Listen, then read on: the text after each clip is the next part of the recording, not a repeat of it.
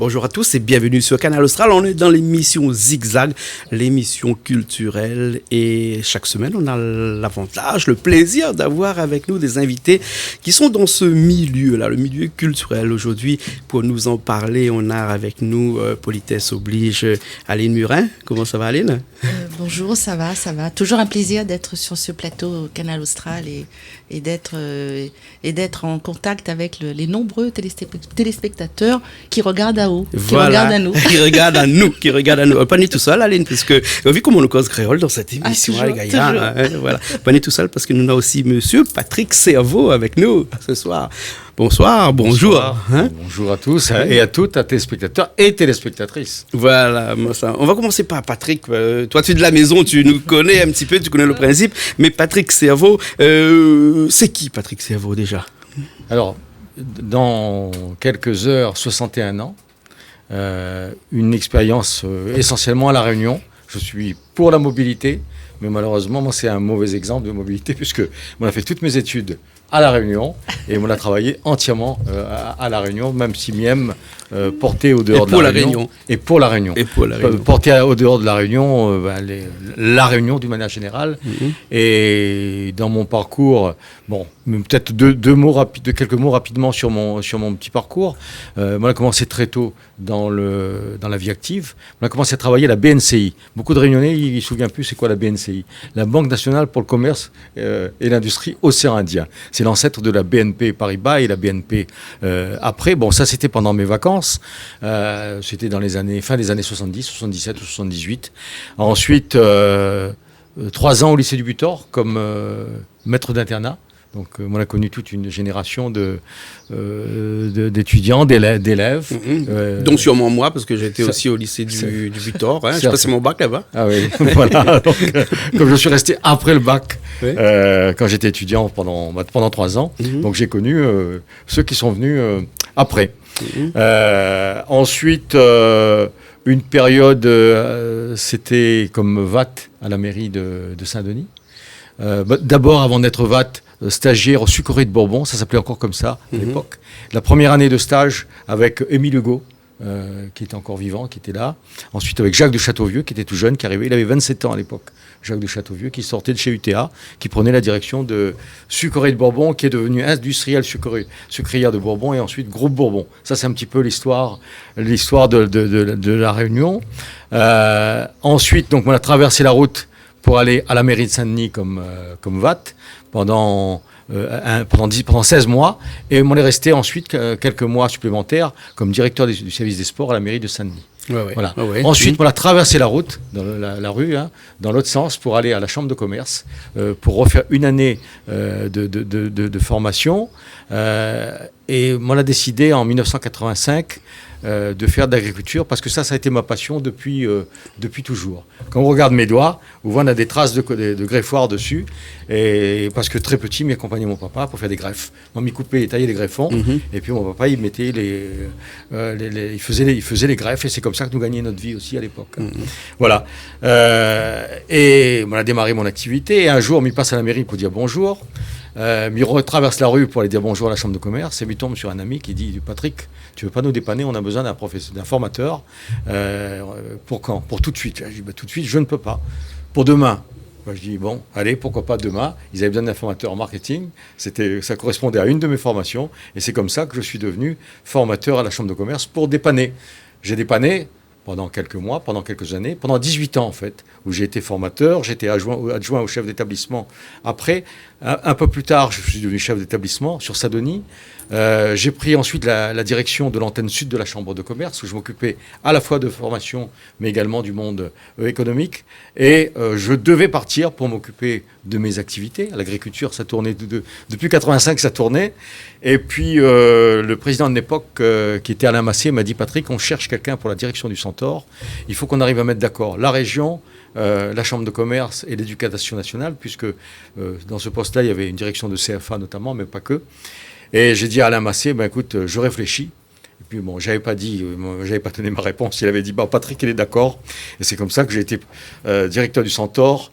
C'était entre 2001 et 2004. J'ai pris mes fonctions le 14 mai 2001 et j'ai accueilli Jacques Chirac le 18 mai 2001 dans l'établissement. Et donc, il fallait absolument un directeur. Et c'est ça qui a précipité un petit peu les choses. Et donc, voilà. Donc, je me suis occupé de l'information dans le tourisme, dans l'hôtellerie-restauration. Donc, j'ai commencé à baigner dans la marmite à partir de ce moment-là. Et puis, moi, je suis un homme d'action. En 2004, je décide de construire mon hôtel, mon établissement.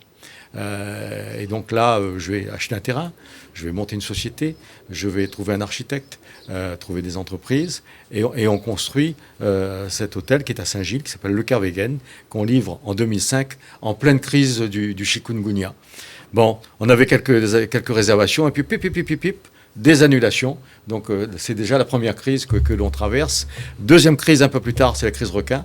Malheureusement, il y a des surfeurs qui se font attaquer par les requins une première fois, une deuxième fois, une troisième fois. Et là, ça devient une véritable crise pour la Réunion. C'est pas terminé. Le risque requin aujourd'hui, il est encore important. Je côtoie également les professionnels. D'ailleurs, quand j'ai été nommé directeur du Centaure, on m'a dit: est-ce que les professionnels vont t'accepter ? Bon, finalement, j'ai réussi à me faire accepter par les professionnels, et quelques années plus tard, je suis devenu président de l'UMI, qui est le syndicat des hôteliers restaurateurs. Donc aujourd'hui, avec un certain nombre de collègues, on anime ce syndicat, qui est le principal, ou le seul syndicat reconnu dans le monde de l'hôtellerie-restauration en France et à La Réunion. Et la bonne nouvelle, c'est que nous allons ouvrir dans quelques jours un centre de formation qui va être dédié aux hôteliers restaurateurs, qui va être presque en face du Centaure. Le bâtiment va être livré, un très beau bâtiment. Et nous aurons 2 salles de séminaire, nous aurons des bureaux dans des locaux qui seront tout neufs. Et ça va être une autre étape dans la vie de l'UMI de La Réunion. Voilà, il y a encore beaucoup de choses à dire, mais je ne veux pas monopoliser la parole. Effectivement, puisque sinon, le nombre de pages qu'il faudrait pour écrire la biographie de Patrick Cerveau serait un pavé, hein, presque à la limite. On ne va pas là jeter un pavé dans la mare, hein, n'est-ce pas, Aline, hein, parce que on va parler de quelque chose qui est vraiment dans la mare actuellement. Je ne sais pas s'il faut dire dans la mare, dans la boue, ou hein, c'est ce Covid-19 là. Hein, toi qui es enseignante, là, comment tu appréhendes un petit peu ce Covid-19? On va revenir après avec Patrick Cerveau pour parler tourisme. Hein, mais là, on va faire une petite transition vers ce Covid-19 là, avec ton ressenti. Comment tu ressens ça? Bon. D'abord, c'est sûr, c'est une situation qui est difficile, mais une situation où il faut l'est là, de toute façon, la crise est là, le virus est là, il faut tout simplement nous apprendre à vivre avec. Donc, moi-même, moi, l'enseignante, et m'y côtoie aussi beaucoup d'acteurs culturels, que eux même les un peu en ce moment embêtés parce qu'il n'y a pas d'activité culturelle. Mais moi, ce que j'ai envie de surtout dire, il faut pas nous mettre à nous dans cette situation d'anxiogène. Ça veut dire que le virus est là, nous n'avons la possibilité aujourd'hui de pouvoir protéger à nous. Il faut qu'on se protège. Bon, il y a le port du masque. Les élèves en cours, ils portent le masque. Nous laver les mains régulièrement. Et puis surtout, il faut que la vie continue. On peut pas aujourd'hui arrêter le secteur économique. On ne peut pas empêcher le marmaille d'aller à l'école, parce que nous connaissons que l'école, c'est important, c'est un moment pour qu'il soit dans la sociabilisation, qu'il rencontre ses camarades, et puis surtout qu'il soit dans l'apprentissage. Tous les mis en avant, toutes les conditions sont bien respectées pour que nous continuions à vivre. Il faudra faire attention, un peu plus attention, que hier, le virus n'était pas là, aujourd'hui il est là. Le port du masque, prendre les distances nécessaires, et puis surtout ne pas nous mettre dans cette posture de peur. Là, tout à l'heure, la peur nous sort plus, les commerces se ferment. Non, la vie économique est liée à la vie culturelle, est liée à la vie éducative, est liée à la formation, comme il a dit tout à l'heure Patrick. Donc, il faut qu'on soit préservé, qu'on se préserve, et surtout qu'on ne vienne pas, nous mettre dans cette situation de crainte où là, on a l'impression qu'on ne peut plus vivre. Non, le virus est là, on se protège et on continue à vivre avec. Le virus actuellement a pris encore de l'importance avec beaucoup de cas, et M. Cerveau peut-être pourra nous répondre. Est-ce que actuellement un confinement est envisageable ici à La Réunion, ou à la limite impossible? Rien n'est impossible. Mais maintenant, à dire que le confinement sera mis en œuvre, je crois qu'on est encore loin de ça. peut-être aussi dire sur ce problème du Covid-19 que c'est aujourd'hui la pandémie, une pandémie mondiale. Donc c'est une véritable pandémie. Le monde entier, à part quelques rares exceptions, est impacté par le Covid-19. Donc il faudra que nous fassions avec. Il y a deux choses. Il y a le risque et la crise. Le risque, à mon avis, il va exister encore pendant longtemps. Malheureusement, on n'est pas prêt de trouver le vaccin et on n'est pas prêt de voir cette épidémie disparaître. Par contre, sur la crise, je crois qu'il ne faut pas non plus l'entretenir. Il ne faut pas mettre de l'huile sur le feu. Il faut que chacun prenne ses responsabilités, notamment en appliquant des gestes barrières. J'ai entendu souvent dire il faut fermer l'aéroport. Nous sommes une île. Est-ce que nous pouvons nous couper avec le reste du monde ? Moi, je pose la question aux téléspectateurs, je pose la question aux Réunionnais, est-ce qu'on peut se couper du reste du monde ? Non. Ce qu'il faut, c'est mettre en œuvre des protections. À un moment, il n'y avait pas de test au départ de la métropole, puisqu'aujourd'hui, quasiment toutes les liaisons sont au départ de la métropole.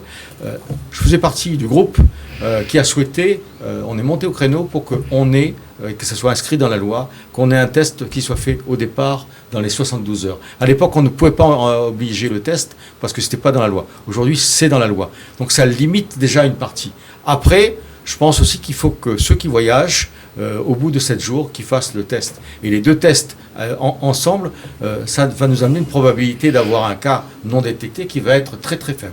Ça, c'est une première chose. Après, il faut qu'on fasse très attention sur place.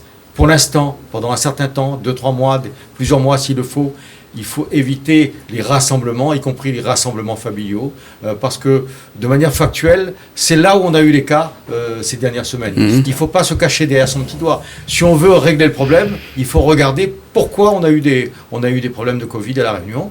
On me dira toujours, si on avait, depuis le premier, on avait empêché le Covid de rentrer, c'est quelque chose de compliqué. Et je voudrais juste rappeler, il n'y est pour rien, le monsieur, que c'est un Réunionnais qui a ramené le Covid à La Réunion. Il est parti faire une croisière, et le 12 mars 2020, ça a été le premier cas de Covid à La Réunion. Ce monsieur n'a pas souhaité que ce soit lui. Mais malheureusement, c'est comme ça. On ne peut pas être isolé du monde. Par contre, je ne vais pas faire l'avocat du diable, peut-être Aline va me répondre, puisque on a à côté, il y a l'île Maurice, eux, ils vivent qu'avec le tourisme et avec rien d'autre, presque rien d'autre. Pourtant, ils se sont coupés du reste du monde et on voit aujourd'hui où là-bas, il n'y a pas eu beaucoup de morts, ou en tout cas, le virus ne se propage pas autant que la Réunion. Beaucoup de gens, on entend parler tous les jours et mettre la main sur ce phénomène-là en disant que si on avait coupé vraiment les ponts entre l'extérieur, donc la France aussi, à un moment donné, il fallait le couper, et que c'était purement économique et non pas sanitaire. Après, c'est un choix de l'île Maurice. Sauf que l'île Maurice, c'est pas la Réunion. Nous, à la Réunion, nous sommes des Réunionnais, certes, mais nous sommes des Réunionnais. Mais la preuve actuellement, on est plus contaminés que l'île Maurice. On est des Réunionnais ouverts sur l'océan Indien, mais nous sommes aussi des Réunionnais ouverts sur la France. Donc, je veux dire, moi, je rejoins à nouveau Patrick là-dessus. La Réunion ne peut pas, de par son histoire, de par aussi sa situation politique, sa situation économique, elle ne peut pas se fermer au monde. Dans quelques semaines, ou même je crois la semaine prochaine, démarre la rentrée scolaire en France. Les étudiants ont choisi aussi l'orientation. On ferme les frontières, mais les étudiants qui souhaitent faire leurs études en France, comment ils font ? Donc je crois qu'il faut, à mon humble avis, ne pas mélanger la situation économique, politique, sociale de l'île mauricienne. C'est un choix, mais c'est un choix qui ne va pas dans le sens de ce que nous sommes véritablement à La Réunion. Ils ont privilégié la santé que l'économie, alors que nous, on a essayé de faire l'inverse. Je pense pas non plus qu'on l'a laissé de côté la santé. Bien au contraire, je crois que le Premier ministre tout à l'heure, il s'est exprimé à la télé. Il a bien dit, nous sommes l'un des seuls pays au monde à avoir aussi mis autant, de solutions, mis autant de moyens pour solutionner et pour faire face à cette pandémie. Donc je crois que là, chacun a fait son choix, mais à La Réunion comme la France, le choix économique a été respecté comme le choix sanitaire. On n'a laissé personne sur le bon chemin. Moi je respecte les choix des Mauriciens. Ils ont décidé de se fermer. Par contre, moi je ne sais pas comment, dans quelques mois et quand, ils vont redémarrer l'activité. Parce que c'est l'économique également qui permet ensuite d'avoir un système de santé performant, des hôpitaux performants. S'il n'y a pas d'activité, même si on fait marcher la planche à billets, on ne peut pas faire fonctionner l'hôpital. Bien sûr. C'est un tout. Et on ne peut pas mettre d'un côté la santé, de l'autre côté l'économie. Aujourd'hui, c'est un tout. Notre pays ne peut pas être à l'arrêt pendant des mois et des mois. On peut le faire pendant 2 mois. Ça a été une première depuis toujours. On n'a jamais vu ça. On n'a jamais vu ça. Je ne pense pas. Et pour répondre à votre question, je crois qu'il n'est pas impossible que sur La Réunion, sur certains quartiers de La Réunion, que l'on assiste à un semi-confinement. À un confinement d'une ville ou d'un quartier si le risque devient trop important. Et il faudra mettre des frontières à la sortie et à l'entrée de la ville. À la population de mettre tout en œuvre pour qu'on n'ait pas de contamination locale. Ouais, ok. Après, moi, je pense que cette crise, elle nous a montré 3 choses. Notre capacité de résilience, c'est-à-dire notre capacité à faire face à ce choc-là. Ensuite, notre capacité d'être solidaire. Et puis aussi, peut-être de réfléchir à ce nouveau modèle. Et ce qui manque surtout aujourd'hui, c'est cette culture de la prévention. Chose on n'avait pas pensé parce que personne ne s'attendait à l'arrivée de ce virus. Donc aujourd'hui, tout est sur la table. Comment aussi demain nous faire attention, mettre en place cette véritable culture de la prévention pour faire face à toutes sortes de risques, comme il a dit tout à l'heure.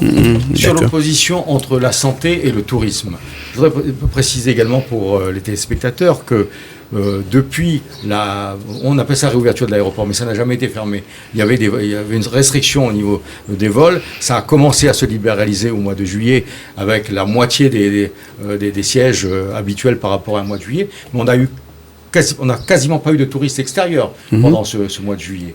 On a eu des mouvements entre la Réunion et la métropole, aller et retour, des Réunionnais qui sont revenus, des Réunionnais qui sont partis, mais ce ne sont pas des touristes extérieurs. Qui ont ramené le virus. Et ça, c'est important. Je pense qu'il faut le préciser. Donc, le tourisme a pris un coup là actuellement, puisqu'on va aller un petit peu sur ce secteur d'activité là, le tourisme. Il y a des chances pour que ça redémarre, que ça repart. Qu'est-ce qu'il faudrait bien sûr, il faudrait qu'il n'y ait plus de virus, que le virus ne traîne plus chez nous. Mais même quand le virus sera plus là, comment on va faire pour redynamiser ce tourisme-là ici à La Réunion? C'est la question que se posent tous les pays du monde, tous ceux qui ont une activité touristique. Aujourd'hui, on a 200-300 destinations touristiques au monde et chacun attend patiemment le redémarrage pour être en concurrence avec l'autre. Donc on s'attend à ce que les prix vont baisser alors. Comme à l'île Maurice, chez nous c'est 17% du PIB, produit intérieur brut constitué par le tourisme. Oui. À l'exportation, nous sommes devant la canne à sucre, des recettes qui viennent de l'extérieur. Et c'est important dans une économie insulaire comme la nôtre d'avoir des recettes qui viennent de l'extérieur. À Maurice, c'est encore beaucoup plus. Le tourisme a une part beaucoup plus importante que la nôtre. Donc à un moment, on va tous se battre pour montrer qu'on est la destination safe, sécurisée, qu'on est les meilleurs, qu'on a la plus belle destination. Donc à un moment, il faudra se battre pour faire la promotion de nos destinations. Maintenant, sur les prix, le prix d'un séjour pour un touriste, c'est le billet d'avion, c'est le prix de l'hébergement, ce sont les prestations annexes. Je vais commencer par les prestations annexes de type restauration. La restauration n'est pas très chère à La Réunion. À La Réunion, on mange bien et c'est pas plus cher qu'en métropole en tout cas. Et c'est varié du fait de nos différentes cultures et on rejoint là la culture. Sur l'hébergement, on a des prix qui sont relativement faibles à La Réunion. Quand vous allez chez nos cousins, vous n'avez pas des prix moins chers. Par contre, la marge est bien supérieure à Maurice puisque vous n'avez pas les mêmes charges de salaire. On n'a pas le même modèle social. Chez nous, le salaire le plus bas, salaire et charges dans le secteur du tourisme, c'est à minima 2 000 € par mois. Quand on est autour de 300 € à Maurice, quoi. Donc c'est pas du tout la même chose.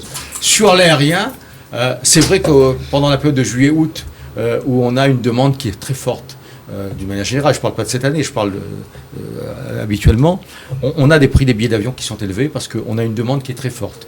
Des Réunionnais qui souhaitent partir en métropole, qui remplissent les avions, des Réunionnais qui sont en métropole qui souhaitent venir à La Réunion. Donc la demande est très forte et les compagnies pratiquent ce qu'on appelle le yield management.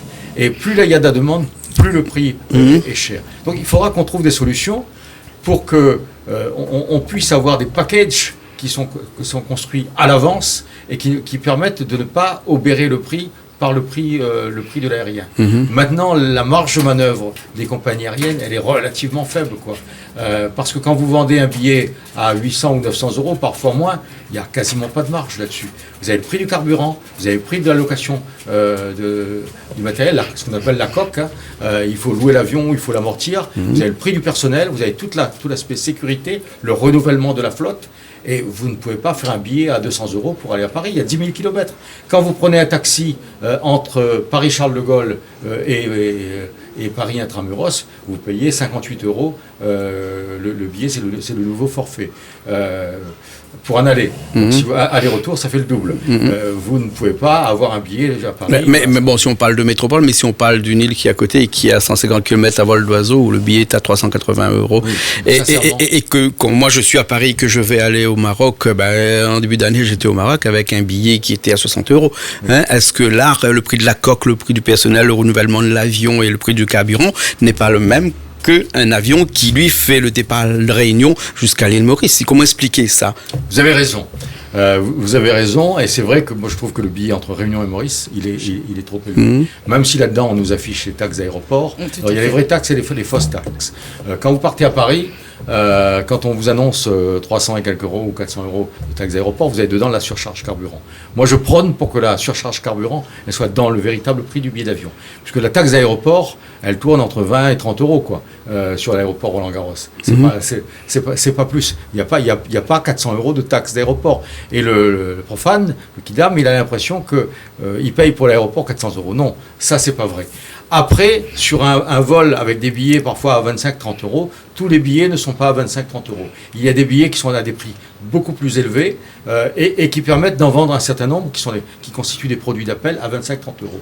Quand vous allez sur les États-Unis, vous avez dans l'avion ce qu'on appelle les passagers à haute contribution qui payent très cher les places en première classe ou en business, ce qui permet de vendre un certain nombre de places à l'arrière à des prix beaucoup plus bas. C'est un savant mélange en fait. Et les choses, si elles étaient simples, je pense qu'on aurait eu des billets moins chers depuis longtemps. Bien sûr, bien sûr. On va aller sur une dernière partie de cette émission-là, tout en restant dans ce tourisme-là, et un fait d'actualité. Aline a entendu parler la semaine dernière, c'est apparu en premier plan sur une grande chaîne de télé, BFM TV, pour pas la citer, que la Réunion avait des menaces de boulettes de pétrole venues directement de Maurice, qui vont pas tarder à arriver sur les côtes de l'est de la Réunion. C'était une supposition, on disait bien qu'il y a un risque, mais que le risque n'est peut-être pas sûr. Mais est-ce que le fait de dire ça ne crée pas d'un préjudice à notre personnel qui travaille dans le tourisme ici à La Réunion? Le ministre des Outre-mer l'a reconnu lui-même, c'est une erreur de communication. En fait, quand on parle de risque, ça va entre 0 et 1. 1, c'est la certitude. 0, c'est l'événement ne se produira pas. Et je pense que là, on était beaucoup plus proche de 0 que de 1. Parce que en fonction des vents, en fonction des marées, en fonction de certains éléments, il était pas inenvisageable d'y avoir des boulettes, mais un risque qui était très très très faible. Et finalement, l'événement ne s'est pas produit puisqu'on n'a pas eu de boulettes. Mais ça a eu des conséquences la semaine dernière sur des annulations ici à La Réunion quand même. Ça a créé à nouveau, comme j'ai dit tout à l'heure, ça crée encore cette situation de peur. Donc là, il y a effectivement, peut-être qu'on était dans une volonté de dire voilà, attention, mais c'est vrai que là, il y a eu une petite erreur dans la communication et qui a encore accentué cette situation de crise dans laquelle nous sommes. Alors, comme on dit, toute vérité n'est pas bonne à dire, mais quand même, chaque vérité doit être vérifiée avant de le dire. Oui, après là c'est vrai que on n'était pas non plus, c'était un risque à prévoir. L'erreur a été commise. Maintenant il faut une communication dans le sens où nous ne sommes pas maintenant impactés par ce problème de pollution. Bien sûr. Et plus grossièrement ce risque, le fait de dire des choses comme ça, c'est pas nouveau. Il y a l'histoire des boulettes, mais aussi il y a l'histoire des chiens qui se font manger par les requins ici à La Réunion. Enfin, on en a entendu parler beaucoup. Ce cerveau qui est dans le tourisme, on a entendu parler énormément. Et comme vous êtes aussi hôtelier, donc directement lié à toutes ces informations ou ces désinformations-là, comment on peut faire pour éradiquer tout ça? Comment on peut faire pour faire en sorte que ça... La clientèle est très sensible à ces éléments. Rappelez-vous ce que je vous ai dit tout à l'heure, on a 200 à 300 destinations touristiques au monde. Donc on choisit la Réunion parce qu'on va aimer la Réunion, parce qu'il y a des points positifs qui font qu'on viendra à la Réunion. Et s'il y a des points négatifs, on ne viendra pas à la Réunion. Le voyageur, il fait pas de sentiment, lui. Il vient à la Réunion parce que c'est une île où les gens sont accueillants, parce qu'il y a de beaux paysages, parce que l'île est propre, parce que le voyage n'est pas un tarif rédhibitoire. S'il doit dépenser trop, ben, il ne viendra pas parce qu'il n'aura pas les moyens de venir. C'est un ensemble d'ingrédients et c'est cette cuisine-là qui fera qu'on arrivera à vendre la destination ou à ne pas la vendre. Et moi, je trouve que depuis quelques années, il y a eu des efforts qui ont été faits, que le tourisme est rentré dans les traditions réunionnaises. Moi, quand j'étais étudiant, si je vous disais que je voulais faire des études dans le tourisme, on m'aurait rionné parce que c'était péjoratif le tourisme. On ne faisait pas de tourisme. On prenait l'avion, mais on ne faisait pas de tourisme. Aujourd'hui, c'est dans la culture des Français, c'est dans la culture mondiale de faire du tourisme, d'aller à la rencontre des autres. Et il faut que nous restions un pays, un département, une île ouverte, accueillante. Et avec cette diversité. Et c'est cette diversité, comme disait Saint-Exupéry, qui fait notre richesse. Et il faut qu'on la mette en avant, cette diversité. Diversité des paysages, diversité de la cuisine, diversité déjà du peuplement. Diversité culturelle, puisque Aline peut nous en parler, de cette diversité culturelle qui fait aussi tout le charme de la Réunion, là, et qui fait que les gens viennent chez nous ici pour ça, puisqu'on a un mélange de cultures ici qui est impressionnant, non? Oui, d'abord, il faut qu'on soit effectivement dans une belle communication et une bonne communication. Et je pense on s'est beaucoup amélioré là-dessus. Et surtout, on parlait de tourisme. Je crois que cette crise nous a montré qu'encore plus que jamais, il faut valoriser beaucoup plus ce zarlan, comme on dit en créole, de la Réunion, tout ce patrimoine culturel que nous avons, toute cette culture identitaire qui est riche, toutes ces musiques qui font la Réunion, tout ce savoir-faire, que ce soit dans le domaine de l'artisanat, etc. Et donc là, continuer à faire valoir effectivement le tourisme intérieur, mais le tourisme extérieur, mais surtout fédérer davantage, se rencontrer davantage pour mieux connaître qui ça nous l'est, où ça nous sorte, où ça va. Et l'activité touristique à La Réunion, elle a encore de l'avenir, un bel avenir, mais encore faut-il avoir une communication qui disserte des vérités, mais une communication qui reste attractive, pas raconter n'importe quoi. D'accord, M. Sévo peut-être pourra nous répondre sur, Aline l'a bien dit, ce touriste interne-là. Hein. Est-ce que c'est ce touriste interne, ce Réunionnais-là, qui risque, après, à la sortie de cette crise-là, nous sauver quelque part, nous sortir de cette crise-là? Ça fait des années qu'on accueille avec beaucoup de plaisir nos compatriotes de la Réunion. Ils viennent souvent les week-ends, quand c'est la période hors vacances scolaires. C'est normal, nos compatriotes travaillent. Donc le week-end, ils viennent à l'hôtel. La semaine, nos hôtels sont vides. Donc on ne peut pas fonctionner qu'avec la clientèle locale. Et puis sur le plan macroéconomique, ça n'aurait pas non plus beaucoup de sens. Mais la clientèle locale, elle est bienvenue dans nos établissements.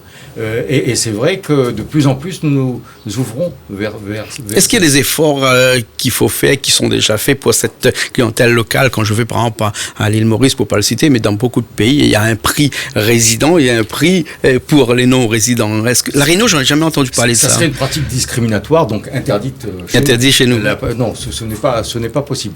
Par contre, et notamment mais on parle bien de préférence régionale, oui. Non? Et ça, c'est pas discriminatoire, mais, quand même.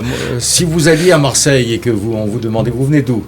De Paris. Bon, c'est 100 €. Vous venez de la Réunion, c'est 300 €. Vous n'accepteriez pas.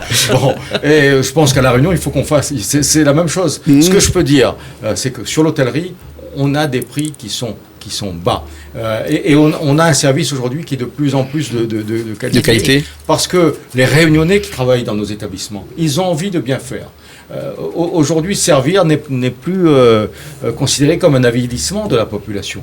Servir, c'est un honneur de la part de nos employés, de nos collaborateurs, qui ont envie de faire plaisir à la clientèle locale, la clientèle domestique. Elle est importante pour nous, cette clientèle. D'accord, alors. Donc, merci beaucoup. On arrive à la fin de cette émission, là. On en a parlé beaucoup, mais vous aurez l'occasion de revenir pour nous parler un petit peu sur tous ces sujets qui sont intéressants et qui plaisent à ce public réunionnais, notamment, et aussi des publics de l'océan Indien, puisque Aline, tu sais bien que Canal Austral, c'est une chaîne océan Indien avant tout. Je rajoute juste un petit quelque chose. Oui, bien sûr. C'est qu'on ne pourra jamais travailler tout seul, puisqu'on parle de l'océan Indien, on a nos amis mauriciens, nous devons rester vigilants sur ce qui se passe à Maurice, parce que nous ne pouvons pas travailler sans les Mauriciens. Exactement. Les Mauriciens ne peuvent pas travailler sans nous. Il y a 160 000 Réunionnais qui vont à Maurice chaque année. Nous accueillons des Mauriciens, nous accueillons des clients qui font des combinés.